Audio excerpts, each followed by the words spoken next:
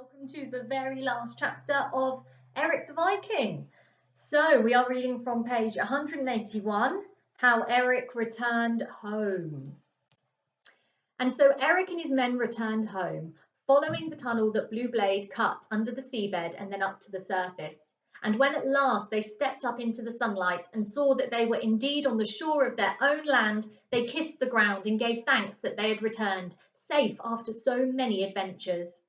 In the distance they saw smoke curling up from over a hill, and Eric's father said, "Is that the very village I left so long ago?"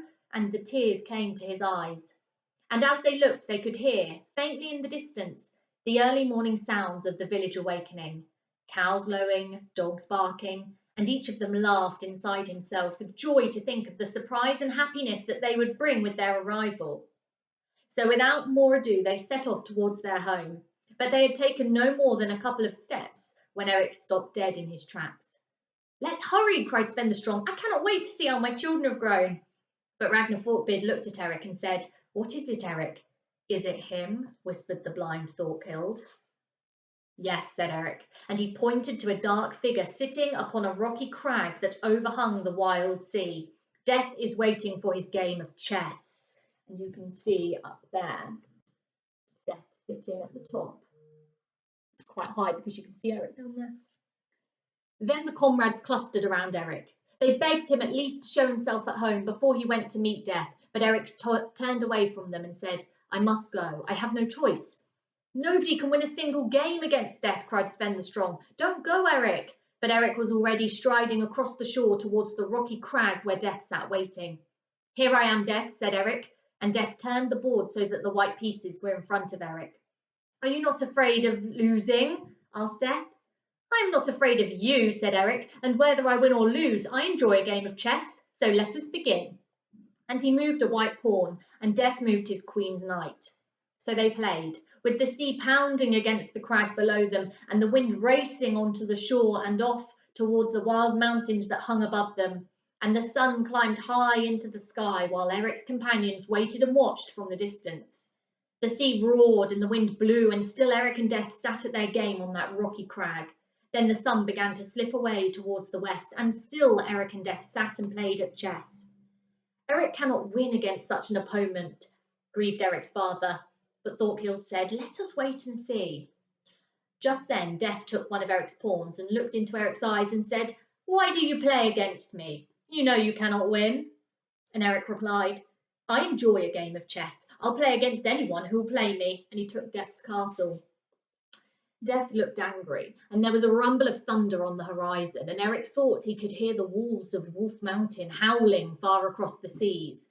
"I am Death," said Erik's opponent. "Everyone lives in fear of me." "You are wrong," said Erik. "To me you are like an old friend, and I've been quite looking forward to this little game." And he took Death's other castle.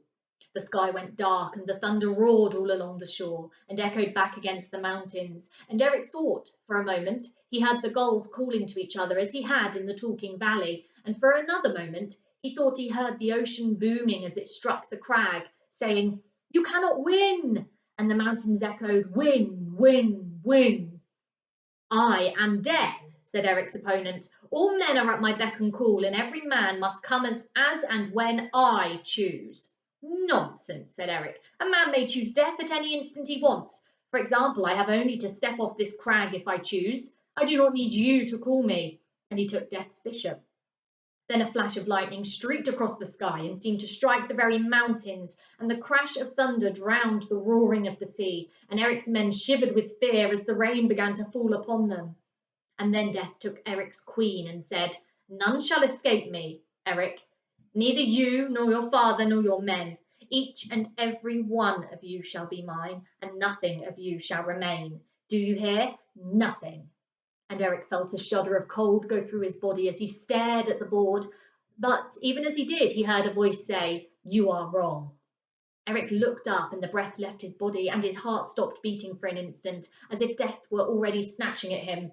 But he blinked and looked again. There, sure enough, was a third figure standing beside them on the rocky crag. For a moment he thought it was his father, grown miraculously young, who was standing there, but it was not his father. The figure laughed, and as he laughed, Eric suddenly recognised the 15-year-old son he had left behind so long ago, who had grown, while Eric was away, into a man. So it's Eric's son that he left at the very, very, very beginning of the book. He left his wife and his son. But now he's been gone so long, the son's grown up. "Death, you old fool," said the boy. "Have you forgotten that I am Eric's son? And though you may take him, I shall remain." "I shall have you too," snarled Death, "for I hold dominion over life itself." "No, you don't," replied Eric's son, "for when I am gone, my son shall remain, and then my son's son, and then his son, and then his, and then his. You may do what you want, Death, but you cannot destroy life itself." And with that, Death rose to his feet, knocked the chessboard over so that the pieces scattered upon the crags, and turned to Eric and growled, "We shall finish our game another time, you and I." There was a clap of thunder and a flash of lightning, and Death was gone. And Eric looked over the crag and saw the checkered board floating on the wild waves below. Then Eric embraced his son and his father, and his comrades gathered round, and together they returned home to the place where they were born. When they arrived, Eric kissed his wife 1,000 times, and she him, and his mother was reunited with his father. Then Eric called everyone together and spoke. "We have faced the dragon of the North Sea, and we have 3 times tripped the old man of the sea.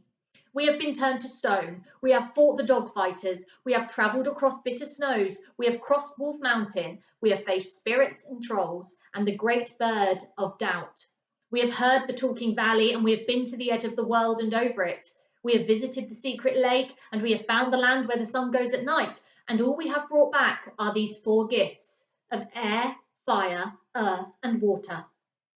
"The first is water," he said, and handed the giant's jug to his wife.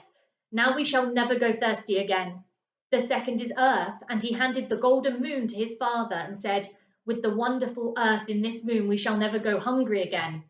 "The third is fire," he said, and he drew his sword Blue Blade and handed it to his son, saying, "This has been my sword, now it is yours, and with it, as long as justice and truth are by your side, you will protect us from every enemy."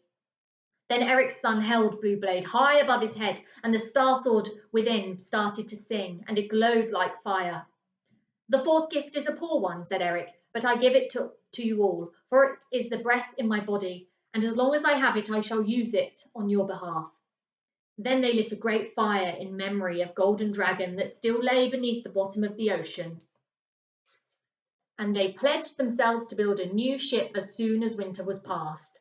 Then they celebrated with a feast, and long into the night, Eric and his men took turns to tell these stories that you have just been listening to. The end.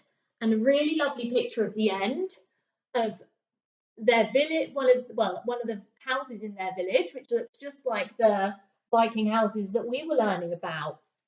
So hopefully you enjoyed the ending of that book. So next week you're going to be starting a new story with Miss Parry, so she'll be reading that to you. And yes, I will see you soon. Bye bye.